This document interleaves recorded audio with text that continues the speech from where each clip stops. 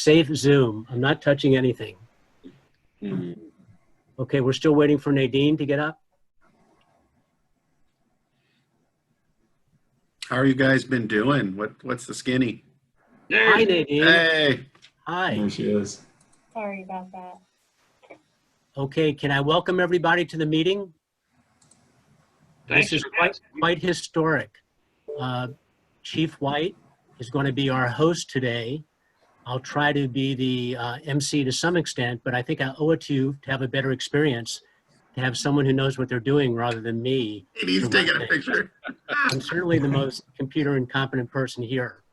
That's without doubt. But I want to acknowledge that this is quite a historic meeting, because for the first time in written history, maybe back to the dinosaurs, this is the first Fire Commission meeting online in a virtual format. So we are part of a historical whatever. So thank you and congratulations. Plus we have everybody, which is great. Lindsay, thank you for setting up the audio visuals for us and for helping host this. It's very much appreciated. So do we have anyone from the public participating? Lindsay, is there anyone else on our call aside from the commission? According to my screen, we still have 0 attendees at this time. Okay, good. So the chief has that tally, so we know if someone joins us just as a visitor. And so I guess it's just the commission at the moment. We're going to try to go by the book on this. We're going to try to not have too many side chit-chat conversations that would in any way violate the Brown Act.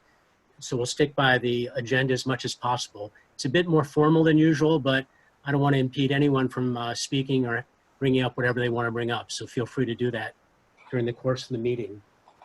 So there are phone numbers for people to call in if they choose, and they can listen to us, but they won't have their visual presence as we have it up on the screen. So if there's no public expression or comments, I'll skip to the next agenda item, which is to go over the minutes. Has everyone had a chance to review the minutes from March? Yes. Okay. Yes. Eli? Can we take a brief pause here? And Dr. Mizrak, I'm not sure if we actually had officially called the meeting to order and did a roll call. Oh, I did not. First, before we go into the rest of the agenda? Yes, let's do that. Okay. So, Dr. Mizrak, I'm here. Larry Luckham, I'm here. present. Tom Weathers, Here. Nadine, Present. thank you. Eli, Here. right. David, Present. Hello. Stan, Here. Chief White. Here. Fantastic. And I don't know if you have met everyone, so just hello to Chief White. Thank you so much for being here today. Thank you. Hello to everyone. It's my pleasure. Fantastic. So back to the minutes, there was one misspelling. When I talked about the letter I sent to the IJ that did not get published, I said it was in the letter Q, and it came out as the letter QQ. So we'll just change that. So it should be 1Q. And hopefully later Stan will talk about his letter, which was successful, but our letter was not. But anyway, it was in the right spirit and Measure C passed. So it's probably water under the bridge. Are there any other additions or corrections to the minutes? There being none, I'll move to approve. Okay, Larry has recommended we approve. Is there a second? Second. Stan, seconding. And all in favor, say aye. Aye. Aye. All opposed? Very good. It is great when you raise your hand because that helped me, Stan. I saw that, so thank you. One more, I'm sorry, Dr. Mizrak, it's Darren White again. I just wondered, for the record, since we have a Brown Act consideration, do you have to actually do a roll call poll of each individual commission member to make sure you got their status on the record? Okay, we need a roll call poll of everyone about approving the minutes. At least if everybody would state their position on whether they were for or opposed. Absolutely, I believe so. Very good. Okay, so let's go through the roll call again. I say yes. Larry? Yes. Okay, Tom? Abstain. Nadine, Yes. Eli, Yes. David, Yes. Stan, Yes. Chief, would you like to vote? I'll, You're a I'll, member of the Fire Commission. and I just want to advise that we do have one attendee who has joined us. And so with that, would you like me to read the statement regarding directions for the individual, whether they join by phone or by computer? I would appreciate that. Thank you. Absolutely. This meeting is being held virtually, and viewers are welcome to provide public comment online or by telephone at 669-900-9128. The meeting ID is 818-8580-8934. If you are watching the meeting and wish to provide public comment, please select the participants icon and select raise hand. If you are participating by telephone and wish to provide public comments, please press *9 when the chair opens the public comment period. When it is your time to speak, you will hear a notification that you have been unmuted, and you will have approximately 2 minutes to speak. Thank That's you. it. Thank you. And that brings us to open time for public expression. If there's anyone in the public who's called in and would like to speak, if they could raise their hand computer-wise, we could recognize them. I would identify the attendee as Battalion Chief Windrum. Yes, Chief, could you say if that person would like to speak?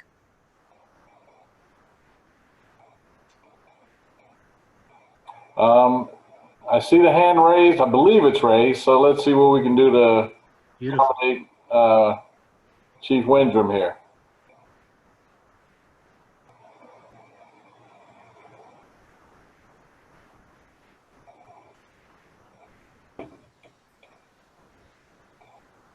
There's a learning curve.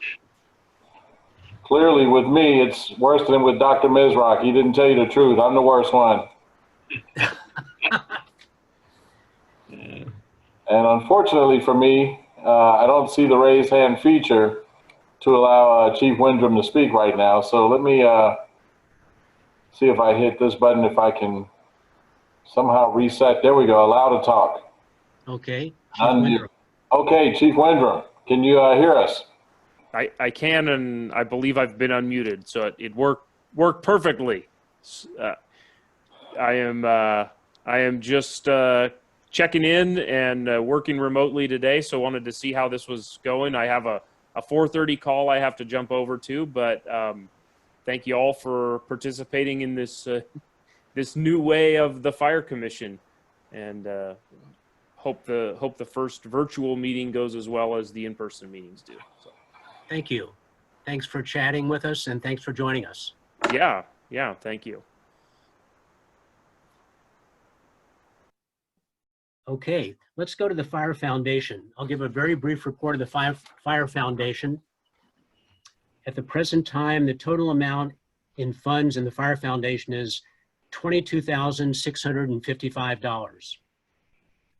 One of the things discussed at our last Fire Foundation meeting, which was also held virtually, but certainly not as complex as this, is that the annual crab feed is still scheduled for December the 12th. So pencil in that date. The B Street Recreation Center has been reserved, and they've finished their construction, so it would be available. The question is going to be, will we have the sort of manpower, woman power to put it on? Bob DeLambert is probably going to retire soon if he hasn't already. He's been talking about it for several months, but he and his family have been huge worker bees in putting together all the preparations, getting auction items and such. So we're still talking about how we're going to do the crab feed. It'll have to be done in a different manner, I think, particularly in the face of COVID. Would we really want to have a room filled with people and the complexities of that? The chief has made an interesting suggestion, which is that part of the crab feed could be drive up and pick up your crab, and it wouldn't necessarily be that you would have to attend in person. So that might be an option. It could be a hybrid of that and attending. So a lot to be discussed at the Fire Foundation. We'll begin that planning in July. We'll talk more detail about how that might play out. Any questions from anyone in the Fire Commission about the crab feed or the logistics of it?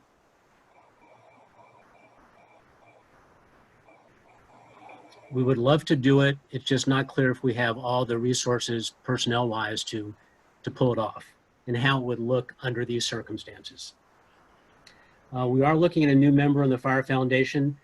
John Chu is asked to join. He's an accountant, and we could use some accounting expertise, so that is a possibility. So the foundation as it stands now is Jack Devlin, Pat Kendall, Len Thompson, Jeff Kramer, myself, and possibly John Chu joining. So that is a possibility. And that's it for the Fire Foundation. Now, one other thing that I didn't ask at the beginning is there anyone who would like to take minutes? Deputy Chief Sinnott was not able to join us today. He's at a mirror meeting. So I don't know if anyone is taking some notes and would be comfortable doing the minutes for this meeting, the written minutes. If anyone wants to volunteer, that would be great. If not, I think we can reconstruct it, at least what's transpired so far. We can, and I think Lindsay is recording it. Lindsay's recording this? Yes. Oh, thank you so much, Lindsay. That's fantastic. Deeply appreciated. I don't necessarily know that that means she's going to do minutes from it, but I think she's doing a audiovisual recording. Beautiful. Okay, so, and then the question comes, do we want to do written minutes in addition to having a video history of what we've done today? There will need to be written minutes in addition. This is just an auto recording that starts as soon as we started the meeting. So we will want to have a written format that will be approved and we'll be able to use and look back at for hundreds and hundreds of years. This is Eli. I will be responsible for the written minutes today. Eli, that's wonderful. You're a good guy. I appreciate that. Okay, Historic Subcommittee, I really don't have anything to add, but let me talk about the challenge point a little bit. Has everyone gotten that in the, I'm sorry. Before we move forward, I think we have to just open it for public comment. Even though we recognize there's just one individual, I want to procedurally open it and close it for public comment. So, okay, great. On the Fire Foundation? Yes. Yes, okay. Let's open that for public comment. Anyone joining us today, and I guess that means BC Windrum. Matt, anything you want to add to the Fire Foundation report or comment? I have nothing to add. Thank you. Thank you very much. Okay, on the Historic Subcommittee, this was a group of people from both the Fire Department and the Police Department who sat down and talked about how we're going to have display cases and artifacts and such displayed in the new Public Safety Center. We have not had a meeting in a very long time. I think the chief will tell us today the status of the Public Safety Center and how it's going. So we'll hear about that, but I think it's time to get together and talk about what we want to put in the display cases and present as a historical display for both fire and police in the new building. Does anybody have any comments on that or any thoughts? Right. Yeah. One thing, Steve, we talked about this before, but do we have any kind of an inventory of artifacts and that sort of thing? I do not think there's an inventory. And I don't know what Chief Gray has in storage. I know that artifacts I have personally in my collection that I'm happy to either lend or give to this display. And a few people have talked to me about donating some things, but I don't think they've been donated. I don't think we have a room full of stuff, and I don't think there's any record of that stuff. I would propose we use the Marin History Museum to help us catalog the stuff and keep track of it, because they have a database and we could piggyback on that, but that's not accomplished yet. Yeah, no, I think that's a good idea, because we're really creating something akin to a mini museum, and so recording the source of artifacts, the provenance, whether it's an article that's being donated or loaned, and the term or terms are going to be important. And that's the museum software typically has that stuff built in. And I think the History Museum, I know that they do have a system like that, because you and I have both donated artifacts to the History Museum and gotten the appropriate letters and what have you from them. So I think that's a worthwhile thing. Okay, good. Anyone else? Thoughts? This is Darren White. I'll certainly follow up with Chief Gray to find out, and staff here as well, to find out if there is a location, perhaps at one of these stations or somewhere else, where we might be able to obtain some historical items that may be suitable. I know there's a couple of things here in the office that Chief Gray left. One of them that I'm really curious about, I'm sure it dates back probably a century or so, and it looks like it's a sort of gas lamp lighting device, if you will. I could be mistaken, but there's not a whole lot here, but you can imagine there probably wouldn't be a whole lot in this facility since it was a temporary facility. Yeah. Yeah. When I talked to the head of the History Museum, they talked about a data set that it costs about $1,000. But once again, I think if we use the one from the History Museum and have them help manage it, add things, document things, that might be the best way to do it. I don't know who would be in charge of overseeing this other than Chief White, Chief Bishop, or their designee, to be sure that we keep on top of it, make sure it's safe, protected, properly documented, properly recognized, properly inventoried and such. So that'll be a bit of work. And I think we need to do that before we jump with both feet into gathering a lot of stuff. We want to make sure it's safe and protected. Good point.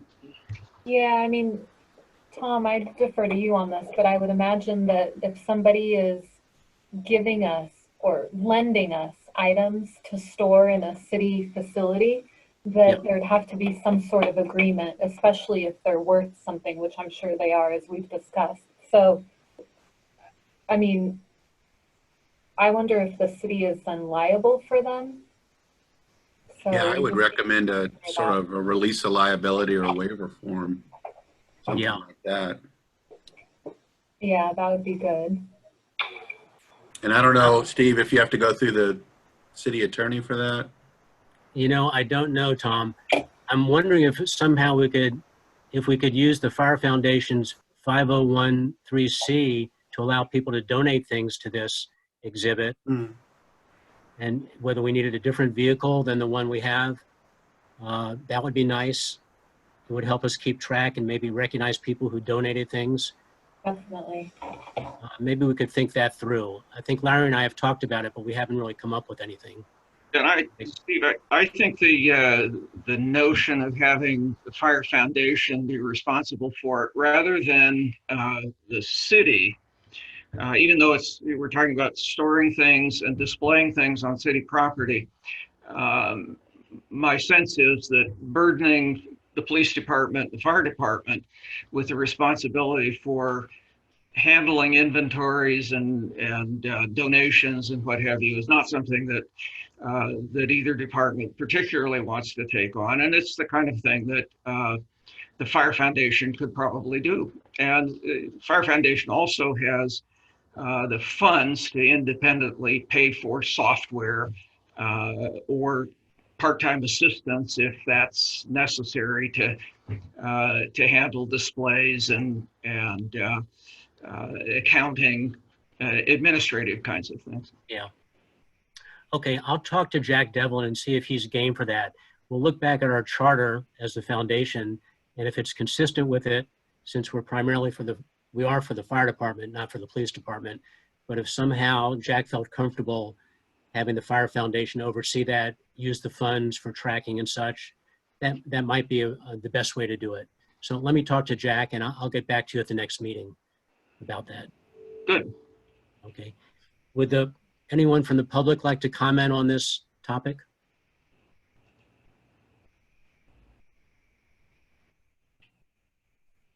Matt? Matt, you're a stand-in for the public today. I know. How does Nothing. that feel? We do. I guess I do have a little tiny bit to add, which is we do actually have in possession of the fire department and the city a number of artifacts, historical types of things. I think I think we have some, we have some old log books. We have some things that would both fit in the lobby of the Public Safety Center and some things that probably wouldn't. We have a hand-drawn hose cart that's, or ladder cart that's much too big. So we do have a number of those things. And in fact, there was and is a small fire museum at Gerstle Park with a few items. As I understand, the committee was in part tasked with sort of what is appropriate to bring to the lobby of the Public Safety Center, and then how to display that, and how could we, I think an inventory is very important, because then if we know what we have, we can figure out how we want to rotate that and keep it maybe somewhat fresh. But I think already in possession, we have quite a few things that have ties to the history, at least in the fire department, for Sanderfell. Okay, that's encouraging. Thank you. Yeah. Yeah, and I have, as we've discussed before, all the Photo 50 project files, all digital stuff that can be made available for digital display at some point down the line, and I'd be more than happy to hand that over. I think the issue up to this point has been handed over to whom, and in what format and that sort of thing. Everything with the exception of the fire investigation material. Okay, Steve, I have a question. go ahead, Stan. This may not be the proper time, but has there been any ancillary discussion apart from the new building of also having an online artifact display? And that way you could have virtually everything available, virtually everything available, and just highlight or not those items that are physically in the building. We haven't discussed it, but it's a great idea. I think that would be part of either the department's website or the fire commission's website and reference. But what the committee was trying to do was create a space within the lobby of the new public safety center. No, I understand the artifact, but we should, in addition to the physical, we should have an online presence. I totally agree with you. Well, Once again, David, who manages that? I don't know. Yeah, David can speak to that, I believe, because he was working on our commission site. Yeah. And that would be a place to have it. I think so, yeah, depending on what the assets are, I think that could fit very well into the plan that we went through way back when at the March meeting. But I think we'd want to get a sense for what those assets actually are. And we can add that to the comprehensive program. Okay, so good. I think we'll do these on parallel tracks. I think this will all come together at some point. What I do see is that the final arbiter of the whole situation would be the two chiefs. Chief of San Rafael Fire Department, Chief of San Rafael Police Department, because at the end of the day, I think the two chiefs are going to be responsible for what's in the building. So I wouldn't want to put someone lower in the hierarchy to be in charge of it when really they would have to report to the chiefs. And I think it would be the chief's decisions to decide what goes in, how it's photographed, how it's placed online, that whole thing. Chief White, I don't know if you've thought about this topic. Were you aware that we had the plans for artifacts in the lobby of the Public Safety Center? I briefly heard something about it, but I didn't know of the specific location or the area that how much it would be able to accommodate. So yeah, I think it's great. I think it's very fitting. Okay. I'm looking forward to getting a little bit of a tour to see how things are coming out in real life there when we get a chance. Because I know on the walls there's supposed to be images burnished into the wall in metal, fire and police topics and such. That was the plan at least. And a lot of photos had been generated to be part of that. It's going to be impressive. Great. Okay. So let's move to commissioner reports. Mine is going to be very brief because I've already talked too much, but I sent you each a challenge coin for the Public Safety Center. Has everyone gotten that in the mail? I have not yet. Nobody has? I sent it Monday, and I would have thought it would be there by today. Okay, here's what you're going to get in the mail. I had a challenge coin created. I call it a founder's coin for the Public Safety Center. And because I think it's such a historical effort, a group effort, to kind of get the tax passed, bonding against it, the plans, the rollout of 3 new stations. For the Public Safety Center, I had a challenge coin created that recognizes Chief Gray and Chief Bishop on one side with a picture of the building. And let's see.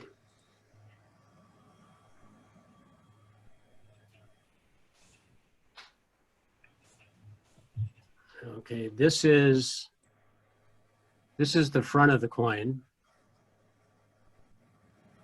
And it's Chief Gray, Chief Bishop, Public Safety Center, from dream to reality.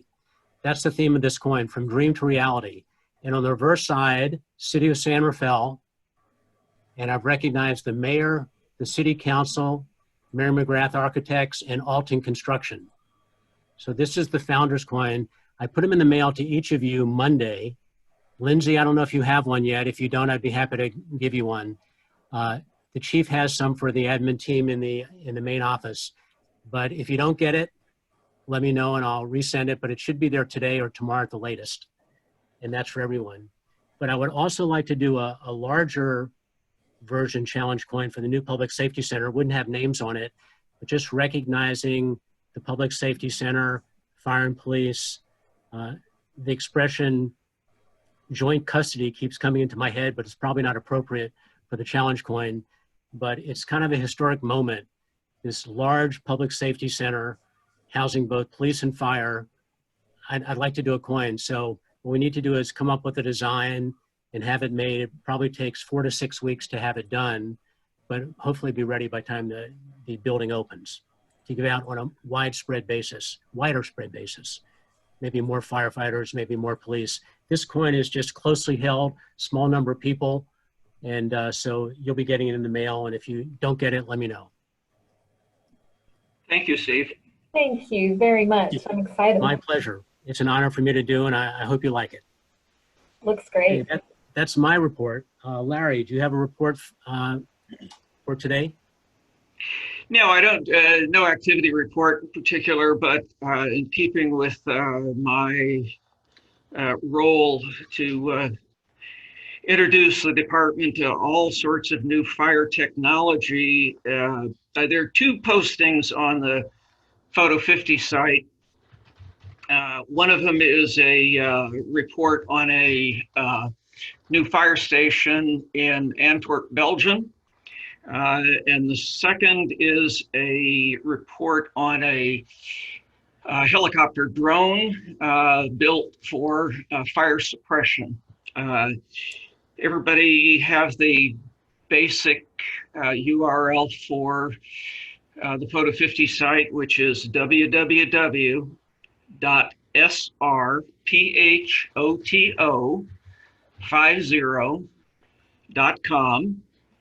And then to get to either of those reports, it's /redstatation.pdf or /HELODRONEFIRE.pdf. And if you have trouble getting to either of those, just shoot me an email and I'll send you one that you can, that's a clickable link. But that's really all I have. I hope everybody is surviving the shelter in place. Hasn't been pleasant, but, and I missed Mexico, as you all know. But other than that, nothing in particular. Okay, thank you, Larry. Matt Windrum just signed off. He said, I think you saw the message that he put on the screen. I'll just acknowledge that. Very good. Tom, anything for the Fire Commission today? Nothing substantive. I would just say, hey, I miss all of you. It's great to see your faces. I look forward to getting to know you, Chief White. And then Stan, I just wanted to say thanks for dropping that item off, but I won't go into specifics because I don't want it to show up in the minutes. But it's good to see you all. I do miss all of you, and I look forward to when we can have our in-person meetings again at some point. But nothing substantive. Fantastic. Thank you, Tom. Appreciate it. Nadine, anything you'd like to bring to the commission today? Hi, everyone. Just, it's good to see you all, and hopefully we could do this next month in person. Yes, Dan, thank you very much. It hasn't really felt like a shelter in place for me, as you could probably see here. It's been crazy just dealing with all sorts of financial things. So we're just continuing to work through this, and I'm glad to see everybody's healthy, looks healthy, and yeah, we're getting there. Thank you, Nadine. Eli, anything you'd like to bring up today? Well, I think I speak for everyone. Just I want to express my sentiments of welcome to Fire Chief White. Thank you for being here. I think I believe I expressed everyone's sentiment, but I know I can speak for myself that I think we're honored to have you here. I look forward to learning more about your vision, and I want to make sure we can support you as best as we can, given where we are right now, and hopefully we can do more as we are able to be more in person. But thank you for joining, and again, we're all honored that you're here. Thank you. Thank you very much. Thank you, Eli. Dave, do you have anything today? Oop, no, You're muted, Dave, so there we go. Thank you. I just echo what Eli said, Chief White. We're really excited to work with you, and interesting time to come into things, but we're looking forward to the next face-to-face meeting, and of course, hearing about all your great plans. One question that I would have, and Chief, this is probably best for you, is at the last live commission meeting that we had back in March, we did go through quite a few elements of social media, the website, and some things that we'd like to do. It's a pretty ambitious list. Would love to at least get going on a few of those items.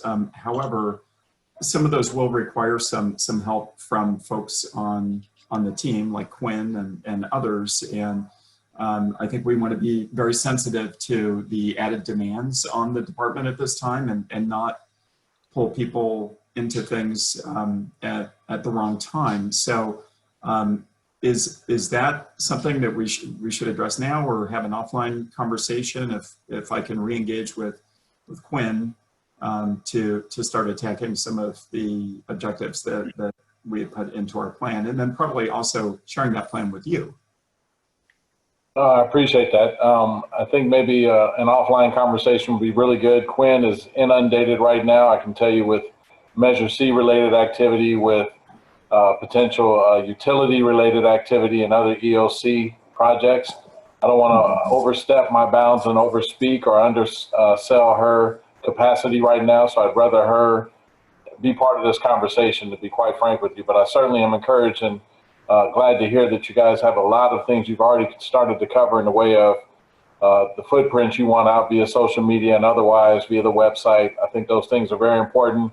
They're tools that we can use to get information out very quickly and regularly, so people can feel like they're in the know, not just the public, but our own members within the organization. So if we could talk about that at a future date, that would be helpful. Okay, that sounds great. If you're interested in a Reader's Digest version, I think it was very well captured in the minutes, and that's maybe a good place to start, and then we can have a more extensive conversation.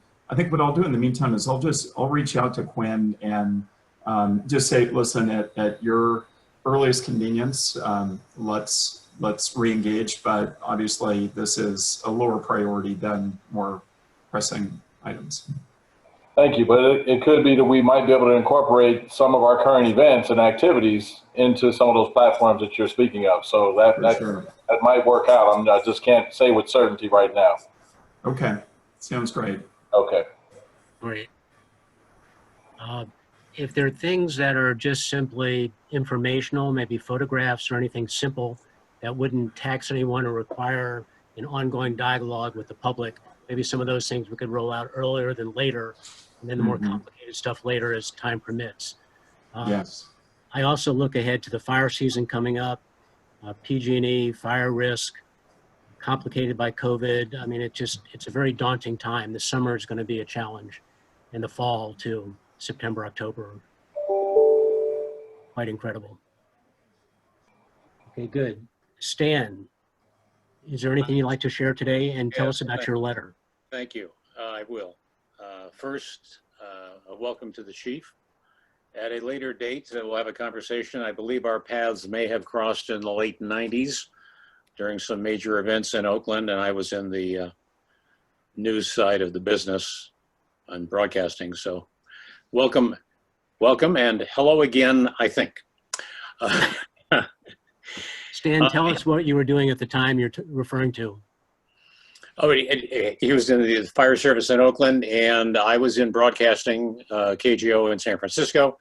And the one major issue that is stamped in, along with several others, was the tanker fire on the Nimitz Freeway when the gasoline tanker exploded, and finally was suppressed with help from the Oakland airport.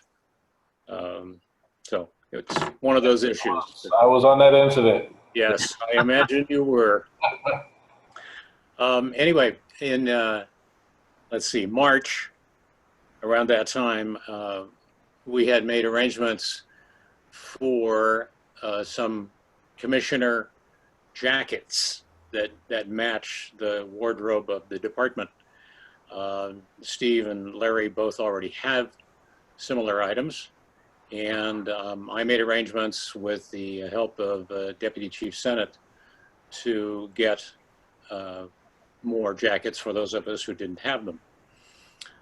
April came upon us, and along with COVID and everything stopped, I received a message that the jackets had arrived, but because of the closure of the buildings and the fact that we were not having active face-to-face meetings, the jacket stayed in a box.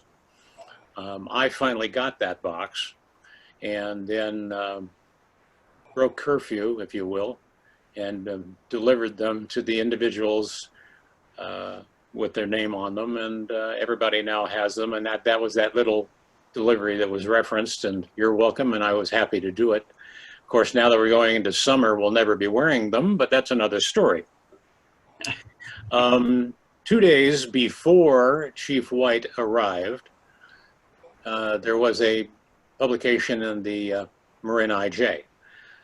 This started as a loose discussion that I sort of mentioned offhand to Steve at one point, and it was, I wrote what turned out to be one of the first thank yous and recognition statements to primarily the San Rafael Fire Department, but first responders in Marin County, relative to all of the efforts going forward to take care of and service the needs of the COVID attack. That was published on Monday, the 13th of April. You arrived on Wednesday, the 15th. And it was presented in such a way and essentially internally signed by all of the commissioners in thanking the department and then all of the other first responders in Marin. And I thank you for your participation. When I presented it to the IJ, Steve had run into problems earlier on a Prop C issue where they just sort of dragged their heels getting it out. And for whatever reason, I got a call back the first day that said, can you change this and this and get it back to me as quickly as possible? Next thing I know, it was printed, and I was happy to see that happen. And those 2 items are my report. Great letter, appropriate to thank all the first responders, particularly San Rafael Fire. Thank you. I thought you had some connection to the IJ, being in the business. Well, I do know a few people there, but yeah, so. It was just a high quality letter. That's all there was to it. Thank you. Thank you very much. Beautifully done. Okay, have I asked everyone on the commission? I think I have. Chief, do we have to ask for public comment on that topic also? I don't, well, maybe on any of the reports, and then we could close it out since we have no current attendees. Okay. So we're up to the fire chief's report. If there's no, I don't think any public is with us now at the moment. Okay. Chief? Well, Commissioner Burford, I'd first like to thank you for your ongoing support of the fire service. You and the rest of the commissioners, what you do here in San Rafael. When I first learned about it, I was very encouraged.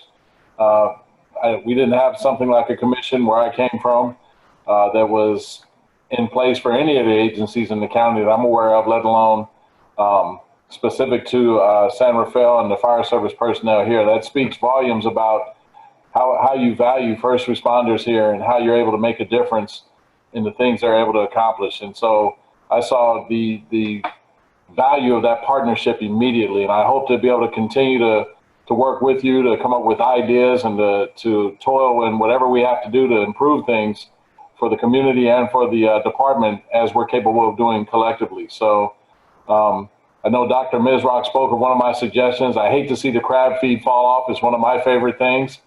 And so I was just trying to come up with any idea that might make sense, not aware at the time that they might allow us to have some social distancing bubbles, if you will. So there could be some way to salvage some of the things we thought we would not be able to see again this year. But let me just open by saying, first of all, I'm really grateful for the opportunity to participate as the fire chief here in San Rafael and for Marinwood Fire Departments and to serve the communities.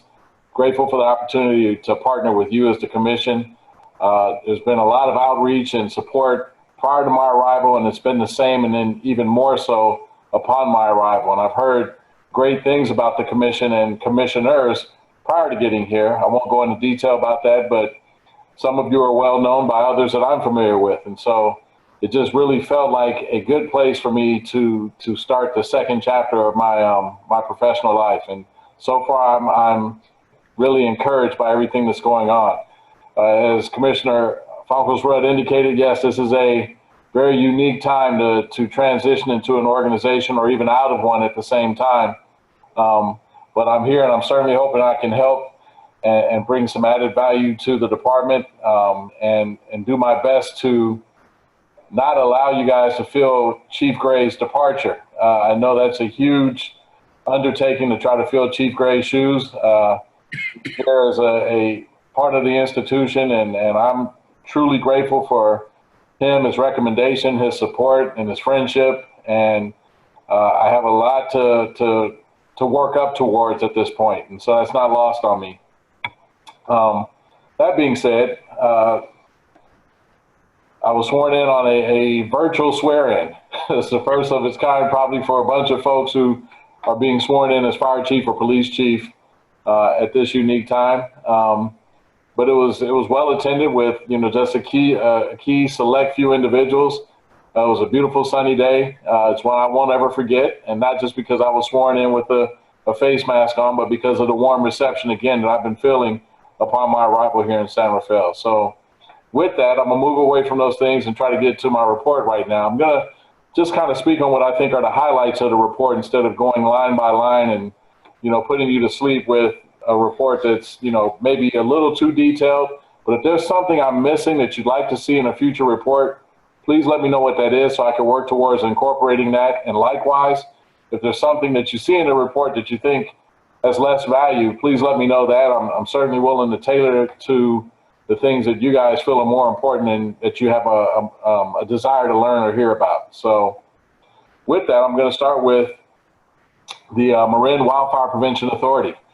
And as you're aware, Measure C passed, and I was really glad to hear that prior to my arrival because I was excited for the opportunity that funding would bring towards drawing down risk in the community. And so multiple committees have been put in place, including the Ops Committee, which I serve as an alternate for City Manager Jim Schetz. And that Ops Committee is working very hard right now to put together a 2020 work plan, for example, where we have some shovel-ready projects we're trying to move forward as well as other projects that will take us further into the calendar year. But with that, there's 4 programmatic areas that are part of the core funding allocation. And I'll read those to you briefly. One is the budget development and year one funding options. 2 is the tax administration. 3 is the executive officer recruitment. The work plan is another, and I spoke to that already. And then there's a grant program combination or portion of that as well. If you look at the executive officer recruitment, today is a closing date for any interest for individuals who are looking to become the executive officer for the MWPA. And from what I understood, there were at least 50 plus individuals who had already expressed interest. I don't know the qualifications of those, but from recent conversations, I believe they're looking to scale down and narrow the field down to perhaps the strongest 8 to 10 candidates, and then start to move forward in vetting them and determining who's going to be part of that interview process, whether it be the governing board for the MWPA or each representative from the governing board. They're working on that, I think, right now as we speak. I know a couple of people who've expressed interest directly with me, but I understand there's some really qualified individuals. So I'm looking forward to figuring out who we're going to end up with ultimately as the executive officer for this monumental opportunity that we have in front of us. The other 2 programmatic, or I won't even call them programmatic areas, but they're core allocations, defensible space allocation, and local agency specific allocations, broken down by 60% for the core programs, 20% for defensible space, and 20% for local agency specific projects. And so right now, everyone's trying to ensure that their projects are CEQA compliant, as an example, California Environmental Quality Act, and they're also trying to ensure that they're putting in the right pot of funding, whether it comes out of the core funding or whether it's coming from agency specific. Still trying to sort through that right now. But I will say that on the 14th of May, the Ops Committee met and accepted public input. You had the Marin Audubon Society.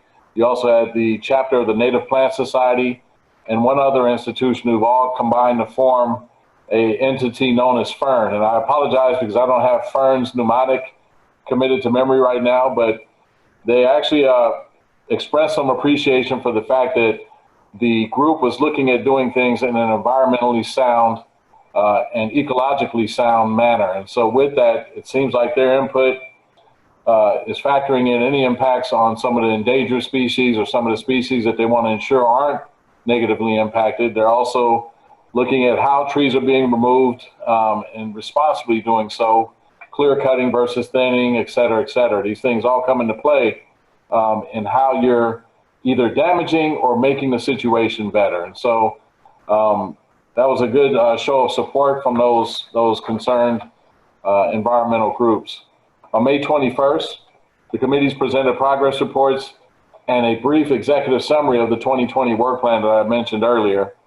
Some of the guiding principles for those projects include public safety and risk reduction, effective use of public funds, coordination and collaboration among the different agencies, incentivizing voluntary compliance through education and support as opposed to through the hammer approach, if you will.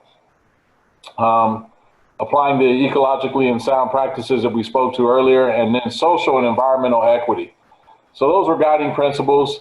Draft bylaws were also introduced to the group. We're looking, I think, on the 18th of being able to put forward bylaws to the governing body for the Ops Committee to ensure that what we're doing moving forward is approved, but it's also approved for us moving forward as an Ops Committee to make sure that what we're doing is in line with best practices and the Robert's Rules of Orders and everything else that would govern how we're supposed to operate, the Brown Act, et cetera, et cetera. So I'll have more updates about those things moving forward, but that's pretty much a summary of what's going on right now with the MWPA.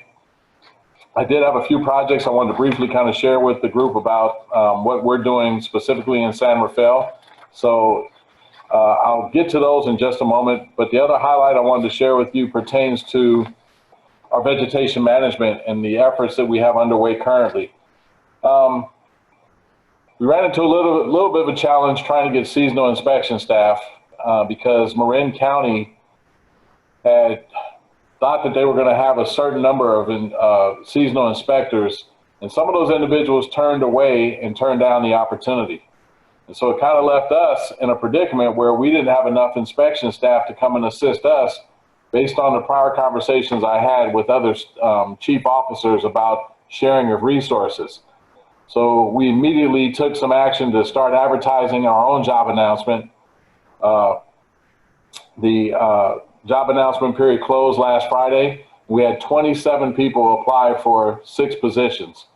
So we're hoping that out of those 27, we've already identified 8 to 10 what we think are strong qualified candidates that will bolster our inspection staff from the 2 that we have currently to now 8. And we'll be able to get out and really do a significant amount of work compared to what we've been able to do with just 2 individuals in the office, or in the field rather. And so that being said, we're getting a little bit later start than I would have liked, given that we're already into June.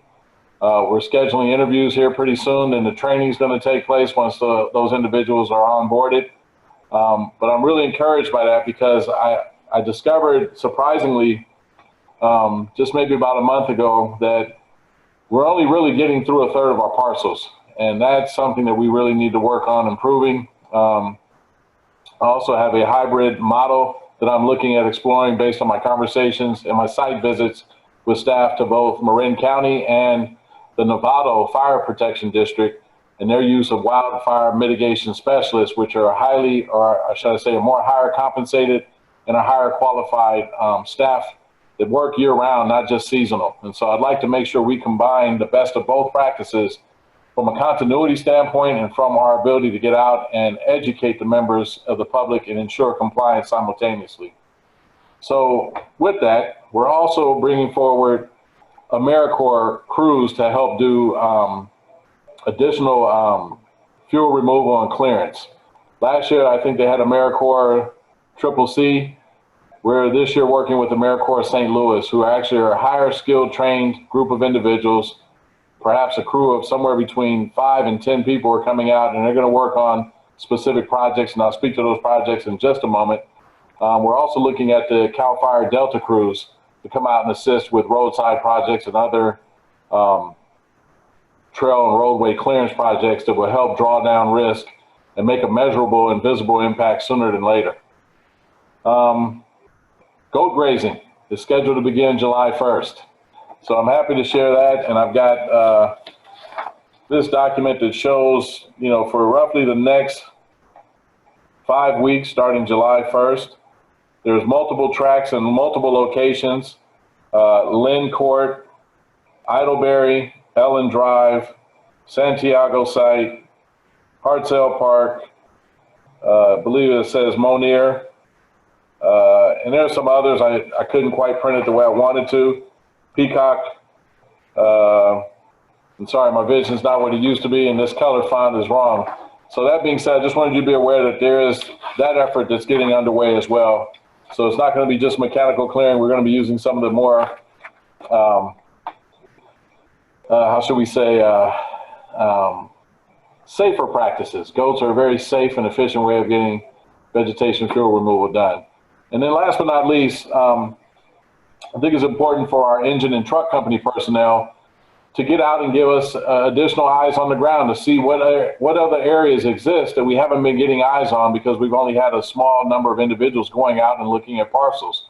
So instead of doing a full inspection, what I'm proposing is that we come up with a program where they go out and they do site visits or site assessments, more of like a windshield survey, where they go in their districts, they take a look at those areas that they're concerned about because they know their districts better than anyone. And they report back with photographs and information back to our vegetation inspection staff, information that will help guide our decisions on how we prioritize what projects we're moving forward with this year and beyond, with information that's coming from that extra set of what I say are force multipliers out in the field, those eyes and ears that can report more of what's going on in our community than we currently know. And last with that, I think it's important just from a pre-planning standpoint that those crews can get out and take a look at those areas and be able to actually come up with some pre-fire plans. Where are your hydrant and where's your supply location? If you had to do structure protection, where would you anchor yourself and why? How would you position your apparatus? If you were in a situation where your neighborhood is in a saddle, what considerations do you have if fire is starting to come down the hillside on you. So it serves multiple things at the same time, but I think it's a great opportunity for us to become more informed, and also for our community to see us out there and be a bit more visible than maybe we've been in the past when it comes to vegetation inspection and compliance. So don't want to belabor that point too long. I could be here all day trying to tell you all these things. I apologize, but wanted you to know about a couple of the other projects I'm speaking of. One is fire road maintenance work to take place all across San Rafael, including San Pedro Ridge, Bay Hills, Aquinas, and Upper Toyon. And some of the stakeholders in that area are the San Rafael Fire Department, the Marin County Fire Department, the hillsides communities of Dominican, the Country Club, and Santa Venetia. Approximate pricing right now for that project, which is designed to basically improve the fire roads in those areas to make them easier to access and traverse, and to reduce the potential for vegetation ignition, roughly $60,000. Another project where I'm not sure we're going to have a conversation about this, and Quinn and I discussed it briefly yesterday, is the removal of juniper. Now, I understand that juniper is a species here that we want to make sure people understand that we don't really support, widespread growth of juniper, but I'm not big on removing juniper from medians right now. I'd rather see it removed from the roadsides where we potentially have fire travel and fire risk from discarded cigarettes, catching something on the roadside, and then moving into brush heading, towards homes and or the hillside, as opposed to a median where the area is not so prone to seeing fire extension. And so with that, we're going to have some conversation about that, but we're looking at this on the Manuel T. Freitas locations, Las Gallinas, and some other streets. And then last, I'll speak to one other project, which is the safe evacuation route clearances, which are located, and mind you, some of these things would not have been possible without the Measure C funding. So I have to speak to that and make it clear that, this is providing us with a great opportunity. But some of the stakeholders in this location we're referring to now for this project are the homeowners along San Rafael Hill, Bret Harte, Picnic Valley, and the San Rafael Fire Department. Timelines for some of this work ranges anywhere from 10 days to roughly 3 weeks or more to get the work underway and completed. And these will be works that are being performed by the Delta and or the Americorps Crews initially. So just wanted to share that information with you. And then lastly, I think I'll speak to PG&E. PG&E has done a lot of work this year to try to reduce the potential impact of a PSPS event in many communities, including Marin County and the communities there within. And they've taken steps to do what they can to minimize the length of a disruption. They're trying to narrow down, if they do have to do a PSPS activation, that they'll restore power once they've confirmed that the hazard is behind them, having all power restored to all areas within a 12-hour window. That's huge. Historically, it seems as if they took anywhere from 1 to 4 or 5 days to restore power, but to be able to do it within half a day if they're able to, that's going to be very helpful. They're exploring the use and installation of temporary microgrids, which these allow the safe energization of certain areas within a PSPS activation so that these areas can still be powered up. And I'm assuming, for instance, our public safety center will be one of these areas where they're going to still ensure that we have power access. I'm assuming there's going to be some areas where we have vulnerable populations, some of our senior centers as an example, and others who, otherwise may not have the ability to receive the support or assistance of family members, but our vulnerable populations and those with access and functional needs will be able to receive the benefit of these temporary microgrids, so they're not impacted the way the average person who's ambulatory, who can leave readily and who's got very few health issues, will be impacted. And so they've supplemented that also with new high-def cameras in the high fire threat areas. So if you think about old school days, even before I was born, I watch old footage from the U.S. Forestry that showed individuals that were doing lookouts in the 1950s with goggles, and they would position themselves and just kind of span the horizon and looking. That's how they spent their time from sun up to sundown, trying to basically check to see if they had an incident that was starting. Well, these high-def cameras are going to be able to serve as that force multiplier without using live individuals. But speaking of live individuals, they've hired more staff to apparently do more undergrounding of power lines, to do more inspections of areas that need line inspections. And they've increased their helicopters from 35 to 65 helicopters. Unfortunately, they had an incident just maybe within the last week with one of those helicopters. I'm sorry, I experienced in the past. I think there's a improvement from this year to last. And hopefully with that, we don't see very many PSPS events, or if we do, we see them scaled down even better than I've seen them in the past and for shorter duration. So they have less of an impact, especially now given the pandemic and some of the other things that we're experiencing. I just, you don't want to add more to the existing dynamics we have right now if you can avoid it. So I'll leave that for the remainder of my report to say if anyone has any additional questions, please, feel free, but I think I'm gonna wrap it up there. Chief, thank you very much. Appreciate it. As far as PG&E, we lost quite a bit of food when they shut down that 3-day period. But now the freezer would be a major blow if they shut down for that long. So 12 hours sounds good. I can live with that. I agree. I'm actually buying a freezer on Friday. It's supposed to arrive at Sears and Napa on Friday. So I'd hate to be in that situation where I lose power. So and I've got a backup generator, but I can't be there the whole time to keep an eye on the generator and keep the fuel going. So yeah, still in a precarious situation. Well, I think Larry's the only one of us who has a generator. I don't know about anyone else. Yeah, we have. Nadine, you got one? Stan, you got one? Okay. There you go. Cells and backup battery. I'm worried about the fire risk. So anyway, Chief, what about the public safety building? Can you give us, public safety center, can you give us the estimated update about finishing, opening, whatever you've got? There's still some work that needs to be done clearly on our communications and alert and notification systems there. We're working with the county right now to identify those individuals who will help bring that across the finish line. From what I understand, they expect that perhaps by end of August, we should be in that facility at the very latest. So we're really optimistic. We're getting close. We're only talking about a roughly 10 or 11 week period at the most at this point.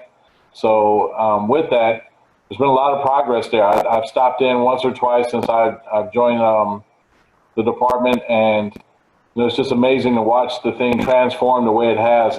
They're even planting trees and greenery out now in the yard, so it doesn't look like some sort of concrete jungle. It actually is starting to take on a little bit of a aesthetic appeal. But it's coming along. I think some of the things that you guys spoke on, though, as far as specifically the etchings that are supposed to be, I haven't seen those things. It doesn't mean that they haven't installed them already. When I went the last time, I was specifically looking for some individuals, and it was my mistake. I thought it was a site visit, and it was actually a remote visit. So I'm walking around relatively quickly, but I have to say I'm very impressed. I'm impressed with not only the size and scale of the building, but the amount of just different rooms and storage and access. For the amount of money that was spent, you have to just really marvel at how much is being done for that price. And so, again, a huge win for the community, a huge win for police and fire and public safety in general here. And so I'll be able to provide more updates at my next meeting, clearly on maybe some photographs and some other, clear information that you guys can look at instead of maybe some of our pictures of fires. Maybe I can get some pictures of the public safety center inside and out. Great. Great. I had something. Sorry, go ahead. This is Eli. I had a comment. I know that we have several of these projects that are Measure C funded coming up. The commission, I think we had an idea to ensure that signage could reinforce to the community that their tax dollars are at work. There's a timeline. I know it's 10 years out to kind of re-up on the tax, but I don't think it's too early to keep reinforcing the positive outcomes of that measure. So I don't know if it's directed at you specifically, Chief White, but I know we had an intention that we thought it was a relatively low amount of expenditure to provide signage to remind the community members that, especially where all the locations that you had mentioned, to remind them of where their tax dollars are going. You know what, if I'm not mistaken, there was some discussion about some sort of signage or indicated that these are your Measure C tax dollars at work, or Measure C funding funds at work. I need to follow up with my staff to find out whether or not we're trying to fold that into something that Fire Safe Marin was doing from a public education and outreach, or whether or not that was something that was going to come from the core allocation or agency specific funds. But either way, I think your point is well taken, that anytime you can show that the measure funding is at work, it helps people see, visibly right away and not question whether or not that was something that was funded by the agency or whether it was funded directly from the measure. But Eli, your point is well taken. The PR for this is very important, because we did a lot of PR really in having meetings with citizens from communities around San Rafael talking about this type of program. That was before San Rafael joined the county and the other agencies for Measure C, but getting buy-in from everyone is crucial to not only the success of the program, but the continuation of the program at the 10-year period. So that's a great point. Looking ahead to next month, the chief and I briefly talked about maybe having an outdoor meeting at Station 2. It's just sort of a pipe dream at the moment, but if we could be outdoors and separate socially, proper distances, wearing masks and such, that might be an option to a virtual meeting. Although I must say this was kind of fun. I could get used to this. I don't know about everybody else, but glitches aside. Stan? It's a short drive. Yeah, so anyway, we have options, and I think it's very historic that we did this today. So thanks to everyone for being patient and participating. Does anyone have anything else they want to add before the end of the meeting? I guess point of logistic, Lindsay, and I want to do this in front of everybody, request that I can have access to the recording. I didn't start taking notes until we were through the first agenda items. Is that something I can have access to beyond the meeting to make sure I have accurate notes? Absolutely. Great, thank you. So, and before we go, can I just say a special thank you to Lindsay again. She was very, very huge in spending, substantial time trying to walk me and Dr. Rock through this, and then scrambling to help us out when some other unexpected things happened just prior to our meeting. And Lindsay, thank you so much. We really appreciate it. Oh, you are all far too kind. Thank you. I'm happy that you guys have been volunteering as much as you do, and we really appreciate all the work that you do for the city of Center Fell. Thank you, Lindsay. Much appreciated. Okay, thanks everyone. Welcome, Chief. You've joined your first Fire Commission meeting, and I look forward to the next one and all those after. So we'll adjourn the meeting at 5:10. Eli, thanks so much for taking minutes. Deeply appreciated. Yeah. Good to see everybody. Take care. Everybody, great to see you. Take care. Stay safe. The virus is still out there. Be careful. Yeah. Be careful. Bye-bye. Bye.